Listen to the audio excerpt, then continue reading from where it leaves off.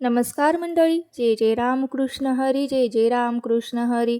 धोंड्याच्या महिन्यातील म्हणजेच अखेर अधिक मासातील दुसरी ही एकादशी आहे. ही एकादशी येणार आहे 11 जून 2026ला म्हणजेच उद्या.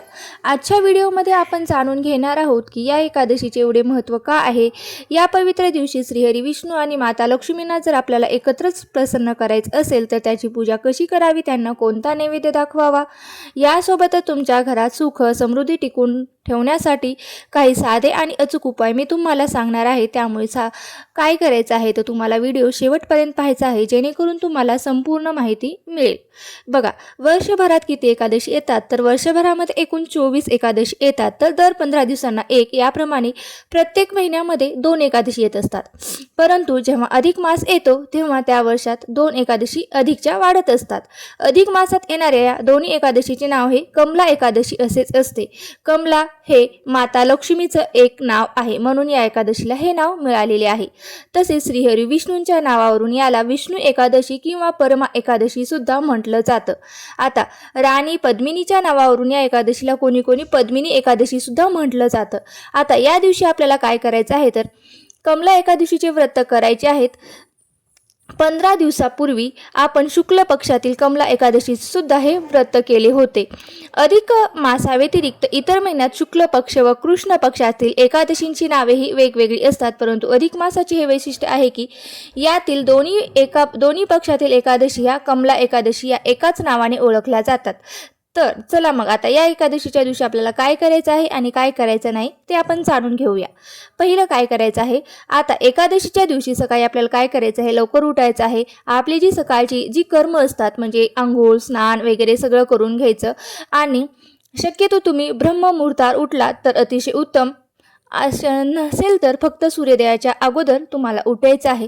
उठल्यानंतर सर्व सकाळची कामे आवरून झाल्यानंतर आपल्याला काय करायचं आहे तर सूर्योदयाच्या वेळी आपल्याला सूर्यांना हे अर्घ्य द्यायचं आहे. एका तांब्यात स्वच्छ पाणी घेऊन त्यात चिमूटभर हळद, कुंकू, अक्षता आणि एखादे फूल टाकावे.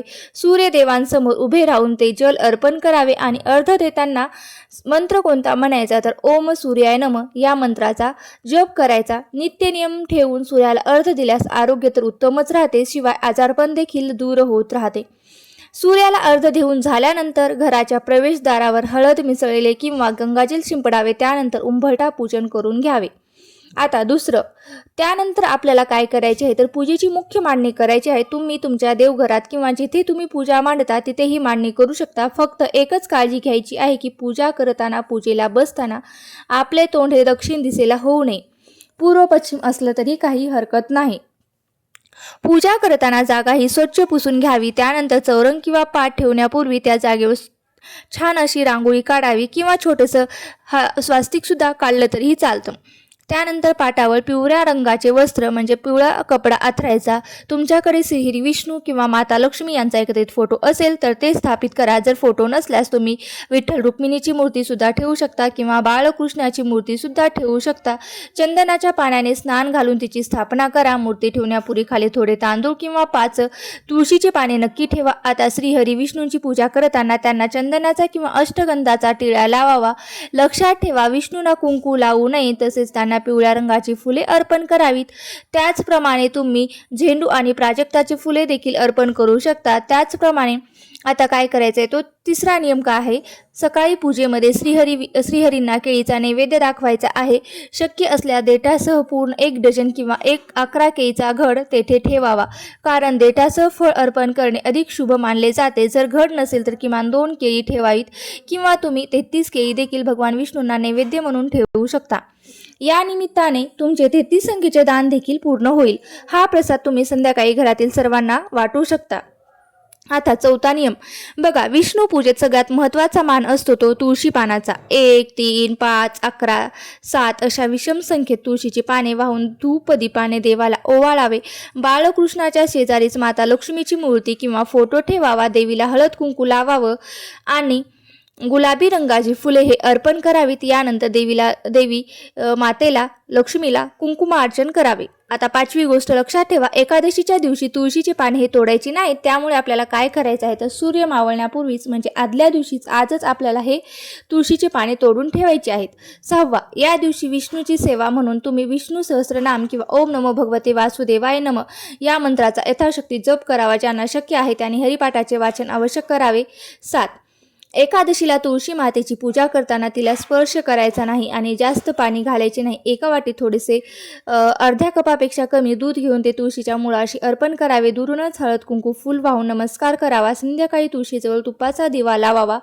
पूजेच्या ठिकाणी किंवा पूजेजवळ तुळशीजवळ विष्णूंच्या प्रिय वस्तू जसे की शंख, चक्र, गदा, कासव किंवा गायची पावले रांगोळीने काढले तरीही चालतील आणि त्याची पूजा करावी.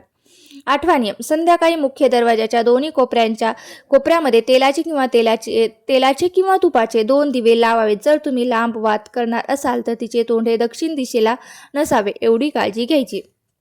9वा, ज्यांना असे वाटते की आपल्या घरात धनामध्ये वृद्धी हो म्हणजे वाढ हो, आपल्या धनामध्ये वाढ हो, त्याने एकादशीच्या दिवशी संपूर्ण रात्रभर नवमुखी अखंड दिवा लावावा.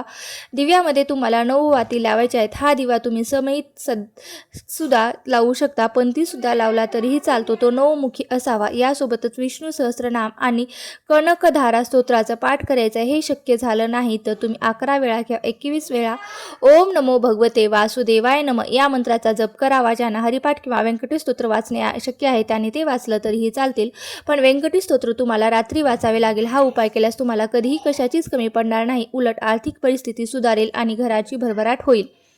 10वा, कमला एकादशीच्या दिवशी तुळशीच्या माळेने ओम नमो भगवते वासुदेवाय नमः या मंत्राचा जप करायचा आहे.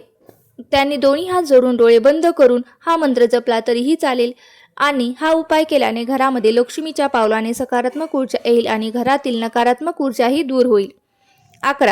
11 वेळा तुळशीजवळ गोल फिरून परिक्रमणा करावी म्हणजे अधिक प्रदक्षिणा मारावी. अधिक मासातील कळत नकळत झालेल्या चुकांसाठी क्षमा याचना करावी आणि जीवनातील सर्व संकट कष्ट दूर व्हावेत यासाठी देवाकडे प्रार्थना करावी.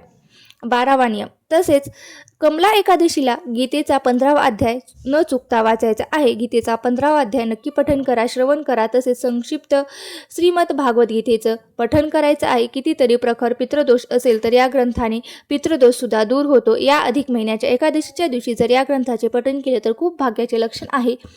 तसेच तुम्ही पुरुष सूक्ताचं देखील पठण करू शकता. स्त्रिया माहेरी असतील तर माहेरी देखील या ग्रंथाचं पठण करू शकता.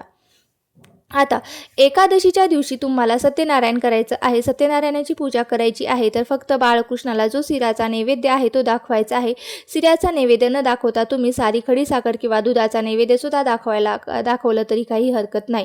अशा पद्धतीने तुम्हाला हे करायचं आहे. एकादशीच्या दिवसाला खूप महत्त्व आहे आणि या मोठ्या दिवशी तुम्हाला सत्यनारायण करण्याचा योग पुन्हा 3 वर्षांनीच येणार आहे. पारायण किंवा उपवास सोडण्याची वेळ ही आता बघा, एकादशीच्या पारायणाची वेळ काय असेल तर 10 तारखेला तांदूळ खायचं नाही, 11 तारखेला व्रत उपवास करायचा आहे आणि 12 तारखेला पारणं म्हणजे उपवास सोडणे करणे आहेत. पारणाची वेळ ही 12 जून रोजी सकाळी सूर्योदयापासून ते सकाळी 8-10च्या दरम्यान तुम्ही हे व्रत सोडू शकता, पारणं सोडू शकता. तसेच या एकादशीच्या व्रताचे पारणे म्हणजे उपवास सोडताना विष्णू लक्ष्मींना सत्यनारायणाचा शिना बनवून त्याचा मुख्य नैवेद्य दाखवा आणि तो शिरा खाऊन आपण उपवास सोडावा. तुळशी अर्चन कसे करावे? तुळशीपत्र हे भगवान श्रीहरींना विष्णू अर्पण करावे आणि विष्णू सहस्रनामावली किंवा विष्णू सहस्रनामाची म्हणजेच भगवान विष्णूंचे 108 नावे माहिती असेल तर ते म्हणावे. ज्यांना शक्य होत नाही त्यांनी ओम नमो भगवते वासुदेवाय नमः, ओम नमो भगवते पुरुषोत्तमाय नमः या मंत्राचा जप करून तुळशीपत्र अर्पण करावे. अशा प्रकारे किंवा 21 वेळा व्यंकटेश स्तोत्राचं देखील पठण केलं तरीही चालतं. अधिक मास भगवान श्रीहरी विष्णू आणि माता लक्ष्मी यांना समर्पित आहे आणि 33 वस्तूंच्या दानाला सुद्धा खूप महत्त्व आहे. 33 वस्तूंचं दान केलं असेल तर तुम्हाला एकादशीचं फळ मिळू शकतं. एकादशीला करू शकता. या दानामध्ये तुम्ही फुलाचे दान करू शकता. 33 ताजी व सुगंधित फुले वाहू शकतात. भगवान विष्णू, श्रीकृष्ण, माता लक्ष्मी, कुलदैवत किंवा जवळच्या मंदिरात जाऊन सुद्धा ही फुले अर्पण करू शकता. नामजप प्रार्थना करू शकता.